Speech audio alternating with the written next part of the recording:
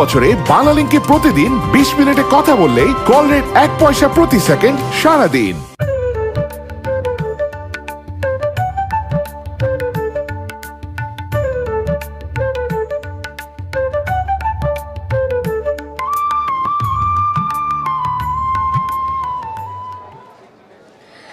বইমেলা মানে কেবল বই মেলা নয়, এ যেন এক অনুভূতির সমুদ্র, যেখানে এক একটি শব্দ ঢেউ হয়ে আছড়ে পড়ে পাঠকের হৃদয়ে, আমাদেরকে নিয়ে যায় কল্পনার জগতে, শেখায় ইতিহাসের পাঠ, জাগিয়ে তোলে ভাবনার আলো। বইমেলা যেন মানুষের জীবনের গল্প, স্বপ্ন আর বাংলা অক্ষরে মোড়ানো এক আলোর মঞ্চ। প্রতিটি বই যেন এক একটি জীবনের গল্প। কেউ গল্প শেখায় মনোজগতের, আবার কেউ বা শেখায় জীবনের গভীর পাঠ। দর্শক, বাংলা লিংকের সৌজন্যে বইমেলা প্রতিদিন অনুষ্ঠানে আপনাদের সবাইকে স্বাগত জানাচ্ছি। আমি অন্তরা বিশ্বাস। আমি রিশাদ মাহমুদ অর্ণব। এই বইমেলায় পা রাখলেই যেন মনে হয় শব্দেরা আমাদের হাতছানি দিয়ে ডাকে, রঙিন মলাটে মোড়া সাদা কালো অক্ষরেরা যেন শোনাতে চায় তাদের জীবনের সুখ দুঃখের গল্প। আর এই বইমেলায় পা রাখলে আমরা পাই ঘ্রাণ কাগজ আর কালির, যা আমাদের মনকে আন্দোলিত করে তোলে। কেউ খুঁজে ফিরে ভালোবাসার কবিতা, আবার কেউ নিজেকে ঘুরে ফিরে ইতিহাসের সেই ধুলো ভরা পাতায়। এ যেন গল্প, লেখক আর পাঠকের আর বাংলা শব্দের এক মেলবন্ধন। এই বইমেলায় আজ আমরা যে বিষয় নিয়ে কথা বলতে চাই সেটি হচ্ছে প্রকাশনার সারা বছর। এই বিষয় নিয়ে কথা বলতে দুজন অতিথি আজ আমাদের সঙ্গে রয়েছেন। তবে তার আগে জানাতে চাই গতকালের কথা, কারণ গতকাল ছিল 21শে ফেব্রুয়ারি এবং সেই 21শে ফেব্রুয়ারিকে ঘিরে অগণিত লেখক, পাঠক এবং প্রকাশক এই বইমেলায় পা রেখেছেন। বইমেলা প্রাঙ্গণ পুরো মুখরিত হয়েছিল গতকাল, কারণ অনেকেই শহীদ মিনার থেকে সরাসরি চলে এসেছিলেন এই বইমেলার মাঠে। এবং তারপরে আমরা দেখতে পেয়েছি সবাই মিলে একেবারে এক ধরনের অন্যরকম আনন্দ ও অনুভূতির জগতে একেবারে মিশে গেছে। সেই সাথে আপনাদেরকে জানাতে চাই যে আজকের দিনে গতকাল আমাদের যে 21শে ফেব্রুয়ারি ছিল, সেই 21শে ফেব্রুয়ারির যে ছোঁয়া, সেই ছোঁয়া আসলে আজও রয়েছে।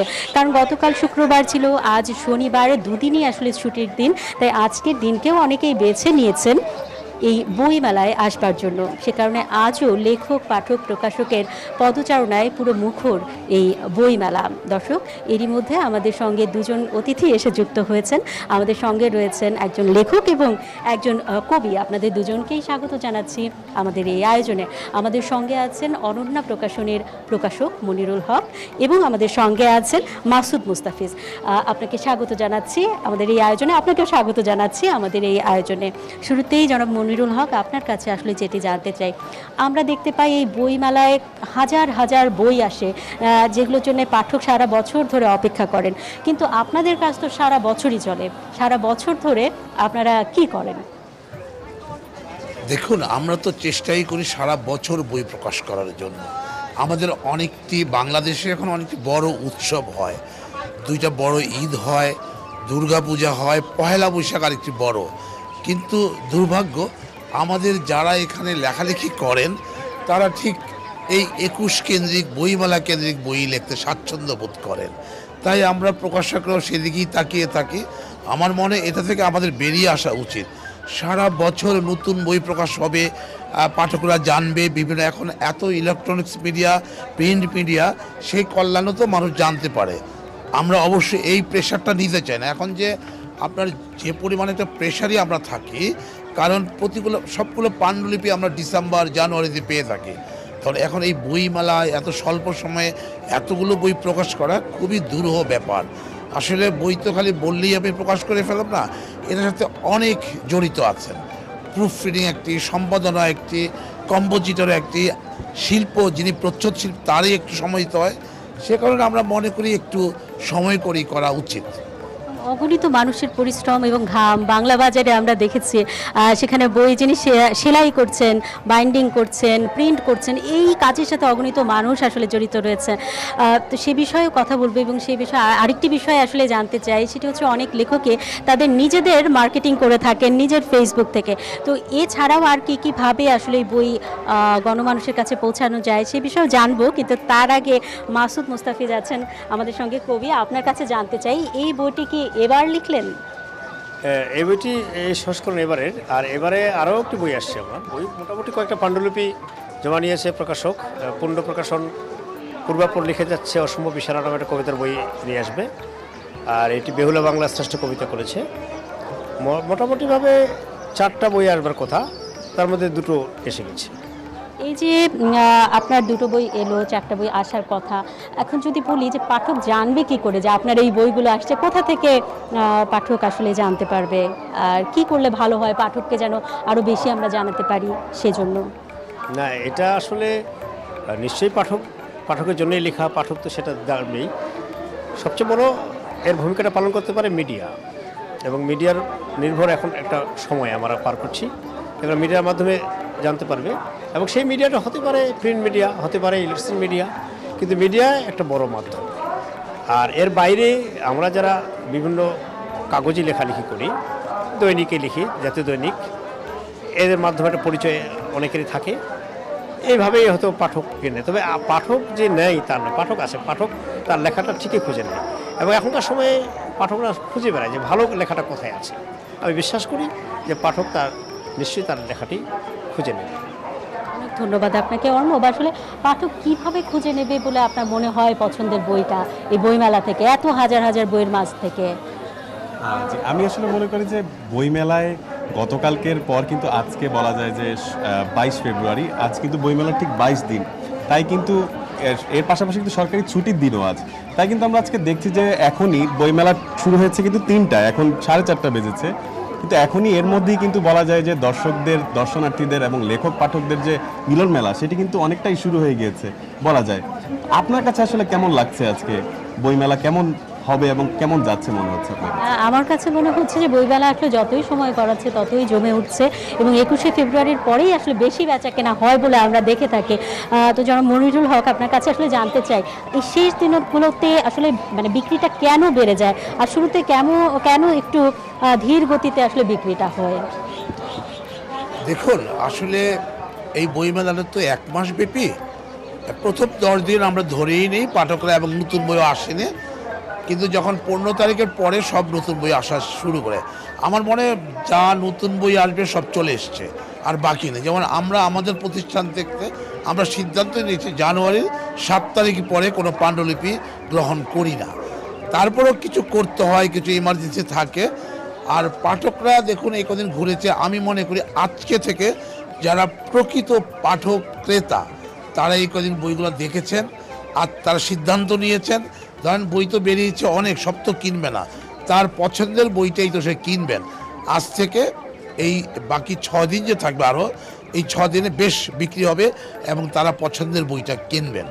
এবং আপনি বলছিলেন, এবং এর আগে আপনার কাছে একটা প্রশ্নও রেখেছিলাম যে লেখক কি তার নিজের মার্কেটিং নিজেই করবে, প্রকাশক কি কোনো দায়িত্ব নিতে পারে কিনা, বা কোনো প্রকাশনা সংস্থা যদি সেই দায়িত্ব নেয়ও পাঠক আসলে কতটা সেটি সাদরে গ্রহণ করবে, বা আর কি করা যেতে পারে লেখকের লেখাটি পাঠকের কাছে আরও বেশি পৌঁছে দেওয়ার জন্য? দেখুন, একটি বই যখন প্রকাশক প্রকাশ করবেন, দায়িত্বটা প্রকাশকের। পাঠকের কাছে কীভাবে পৌঁছাতে হবে সেটা কিন্তু একমাত্র প্রকাশকেরই বেশি দায়িত্ব। তারপরেও আমাদের যারা লেখক আছেন তাদেরও কিছুটা দায়িত্ব থাকে, তারা নিজ উদ্যোগী পাঠকদেরকে হাজির করেন তার লেখাটা কেমন হয়েছে, কীভাবে পাঠকদের বিভিন্নভাবে চেষ্টা করেন। তবে এখন একটি বড় যুগ চলে এসছে অনলাইন। এখন আমাদের ম্যাক্সিমাম বই সারা বছর আমরা প্রকাশকরা অনলাইনে প্রচার করে থাকি।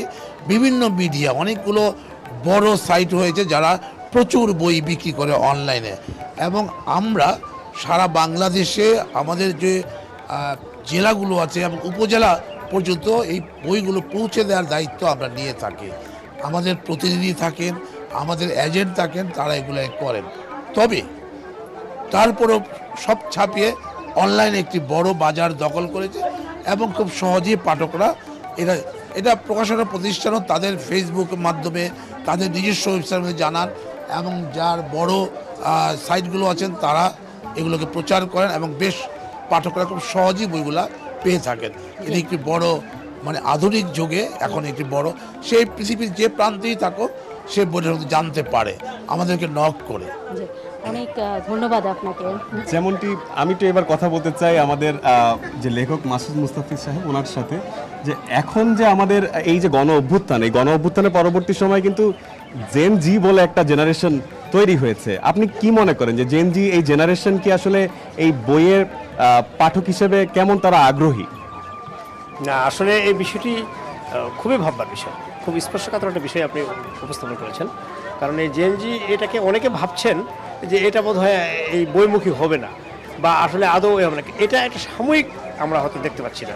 কিন্তু আমি বিশ্বাস করি এই যে ই বুক এবং ইলেকট্রনিক মিডিয়া, তারপরে আপনার যে অনলাইন, এইসবের কারণে এরা কিন্তু এই জায়গায় ফিরে আসছে এবং এরা একটা কিন্তু আন্দোলনের মধ্যে দিয়ে, একটা মুভমেন্টের মধ্যে দিয়ে কিন্তু এরা ফিরে আসবে আমি বিশ্বাস করি। এবং আমি খুবই আশাবাদী যে তারা এই জায়গাতে ফিরে আসবে এবং এদের মধ্যে কিন্তু একটা বড় রকমের একটা ঝড়, একটা বড় রকমের একটা উন্মাদনা আছে এবং আমরা তাদের প্রতি এতটা বেশি বিশ্বাসী হতে পারি যে তারাই কিন্তু আমাদের আগামী বাংলাদেশকে আরেক জায়গায় নিয়ে যাবে বা আমাদের বিশ্বকে এগিয়ে নিয়ে যাবে। এই বিশ্বাসটা আমাদের রাখা দরকার, আমি খুবই বিশ্বাস করি। তরুণ প্রজন্মের ওপরে আসলে আমাদের সেই বিশ্বাস রাখতেই হবে, কারণ কালে কালে তারাই এগিয়ে নিয়ে গেছে আমাদেরকে। জি, মনিরুল হক বলতে চাইছিলেন কিছু। জি না, এ বিষয়ে আমারও স্পষ্ট বক্তব্য। আমাদের একটি ধারণা ছিল যে আমাদের যে এই তরুণ প্রজন্ম তারা বুঝি বই বিমুখ, রাজনীতি বিমুখ, সেটা কিন্তু একেবারে ভুল প্রমাণিত করেছে এই জুলাই আগস্ট আন্দোলনে। আমরা যদি মনে করি তারা হাইব্রিড, তারা মোবাইল ইন্টারনেটে থাকে, না, তারা যে রাজনীতি সচেতন, জনকল্যাণে কাজ করতে পারে এটা কিন্তু প্রমাণ করে দিয়েছে। তাই আমাদেরকে তাদেরকে সাধুবাদ জানাই। নিশ্চয়ই তারা বইও পড়েন, অবশ্যই বই পড়েন। নিঃসন্দেহে। আরেকটি বিষয়, আমাদের আজকের যে বিষয় প্রকাশনা সারা বছর, তো আপনার যে বইগুলো সেগুলো কি সবসময় বইমেলা কেন্দ্রিক হয়, মানে বইমেলাতেই আসে নাকি সারা বছরই প্রকাশিত হয়? এটা একটু জানতে চাই আমরা। বইমেলায় সবচেয়ে বেশি আসে কবিতার বই। না, এই বিষয়টি কিছুক্ষণ আগে আমাদের প্রকাশক খুব ভালোভাবে বলেছেন। একটা ঝড় বা আমাদের মধ্যে একটা উন্মাদনা থাকে, কিরকম জানেন, যে বইমেলা মানেই বই প্রকাশ করতে হবে এবং এই ভিড়ে কিন্তু কিছু অলেখক ও কবি কিছু লেখা হতে বেরিয়ে যায়। এই জায়গাটা কিন্তু দেখবার দায়িত্ব একেবারেই প্রকাশকের। কারণ প্রকাশক সম্পাদনা ভালো না করতে পারলে, ভালো পাণ্ডুলিপি না নিতে পারলে এবং এটা যদি প্রচার প্রসারে সেই জায়গায় না নিয়ে যেতে পারে, তাহলে লেখকের কিন্তু খুব বড় রকম একটা মানে ধাক্কা খেতে হয়। তবে হ্যাঁ, সারা বছরে বই প্রকাশকরা করে, আমারও সারা বছরই হয়, তো বইমেলায় একটু বেশি ঝোঁক থাকে। অনেক ধন্যবাদ আপনাদের দুজনকেই আমাদের আমন্ত্রণ গ্রহণ করবার জন্য। এবারে সময় হয়েছে একটি বিরতি নেবার। দর্শক, আমরা ফিরছি কিছুক্ষণের মাঝেই বাংলালিংকের সৌজন্যে বইমেলা প্রতিদিনের দ্বিতীয় পর্ব নিয়ে। সাথেই থাকুন।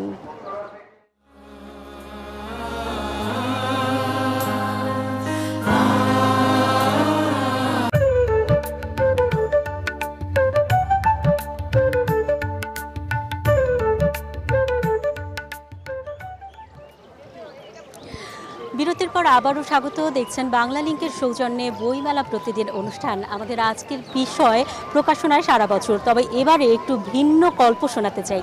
এই বইমেলায় অনেক দিন এসেছেন নিভিন আহমেদ এবং তার সাথে এসেছে মিতু। আমরা এবার তাদের সঙ্গেই কথা বলতে চাই। মিতু কেমন আছে আগে সেটি জানতে চাই। আলহামদুলিল্লাহ, অনেক ভালো আছে, ও অনেক ভালো আছে, অনেক হ্যাপি। আর আমি ওকে যেখানে নিয়ে যাই, আমি যদি আমার সাথে থাকে অনেক হ্যাপি থাকে। আর ওকে বাসায় তো রাখতে পারি না, আর রাখারও ট্রাই করি না। আচ্ছা, এই বইমেলায় আপনি কি ধরনের বই পছন্দ করেন? আমি একটু ওই যে সিরিজ টাইপের, যেরকম স্টোরি বা অনেক কিছু শেখার বা জানার চেষ্টা করি, যে অনেক স্টোরি টাইপের, যে যেরকম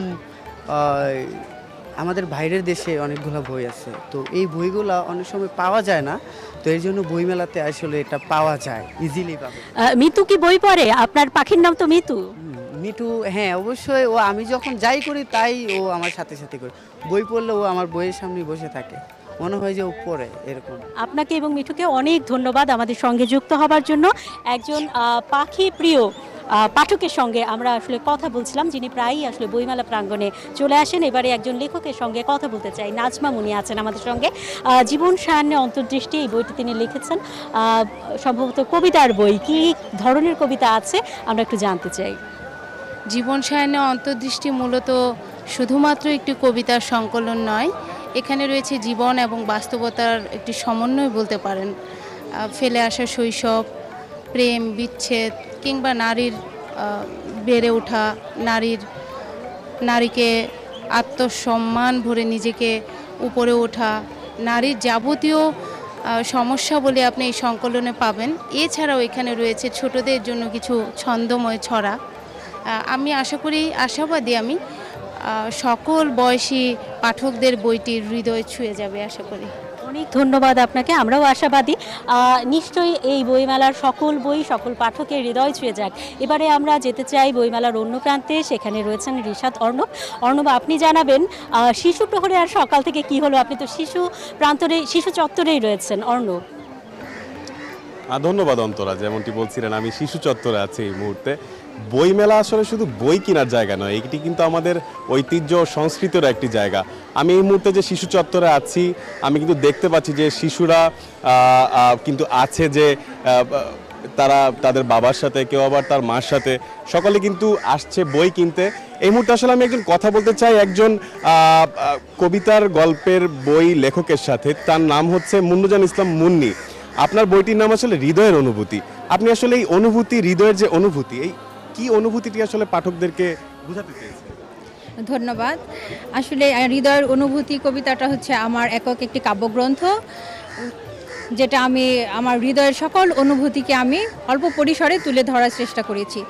তার মধ্যে রয়েছে সামাজিক কিছু অবক্ষয়, রয়েছে পারিবারিক ভালোবাসা, প্রেম প্রীতি, রয়েছে জুলাই আগস্টে টানাপোড়েন একটা গণ অভ্যুত্থান হয়ে গেল, এ নিয়েও আমি কিছু লিখেছি। পারিপার্শ্বিক যে অবস্থা যেগুলি আমার হৃদয়কে নাড়া দিয়েছে, আমি আমার হৃদয়ের প্রায় সব অনুভূতিকে আমি আমার বইয়ে লিপিবদ্ধ করেছি, যার জন্য আমি নামকরণ করেছি হৃদয়ের অনুভূতি। যেহেতু জুলাই আগস্ট গণ অভ্যুত্থান এবারের একটি বড় ব্যাপার, তো আপনি আসলে জুলাই আগস্টের গণ অভ্যুত্থান নিয়ে কোন ব্যাপারটি আসলে আপনার এই হৃদয়ের অনুভূতি কবিতার বইয়ে তুলে ধরতে চেয়েছেন? আসলে হৃদয়ের অনুভূতি কবিতার মধ্যে আমি জুলাই আগস্টের যে থিমটা লিখেছি সেটা হচ্ছে, আমি যেটা না বললেই নয়, আমার ভাইয়ের ছেলে সাদ নামের, ও হচ্ছে শহীদ হয়েছে এই জুলাইয়ে শহীদ হয়েছে। ওর মাথায় গুলি লেগেছিল, যা আমার হৃদয়কে ক্ষত বিক্ষত করে দিয়েছে। আর আমি ওদেরকে নিয়েই, মানে শহীদদেরকে নিয়েই আমার এখানে লেখা কিছু অনুভূতি কাব্য আমি লিপিবদ্ধ করেছি। যেমনটা আসলে তিনি বলছিলেন যে জুলাই স্মৃতি, যে তার যে পরিবারের সদস্য নিহত হয়েছেন মাথায় গুলি লেগে, সেই অনুপ্রেরণা থেকে কিন্তু তিনি হৃদয়ের যে অনুভূতি এই বইটি লিখেছেন। তবে এই মুহূর্তে আমি একটু আপনাদেরকে দেখাতে চাই যে শিশু কিশোররা কিন্তু এসেছে, অনেকেই স্কুল শেষে স্কুল ড্রেস পরে কিন্তু এসে পড়েছে বইমেলা প্রাঙ্গণে। কেউ তার যে বাচ্চা শিশু, সেই শিশুকে নিয়েও কিন্তু অনেকে বইমেলা এসেছে। সকলেই কিন্তু চাচ্ছে যে তাদের এই শিশুরা যেন বাংলার ঐতিহ্য ও সংস্কৃতির উপর যেন তারা যে অনুপ্রেরণা পায়, ভবিষ্যতে যেন মানুষ হিসেবে বাংলার ভাষাকে বুকে ধারণ করে বাঁচতে পারে। এই মুহূর্তে আমরা কিন্তু চলে যেতে চাচ্ছি আমাদের বইমেলার অপর প্রান্তরে অন্তরা বিশ্বাসের কাছে।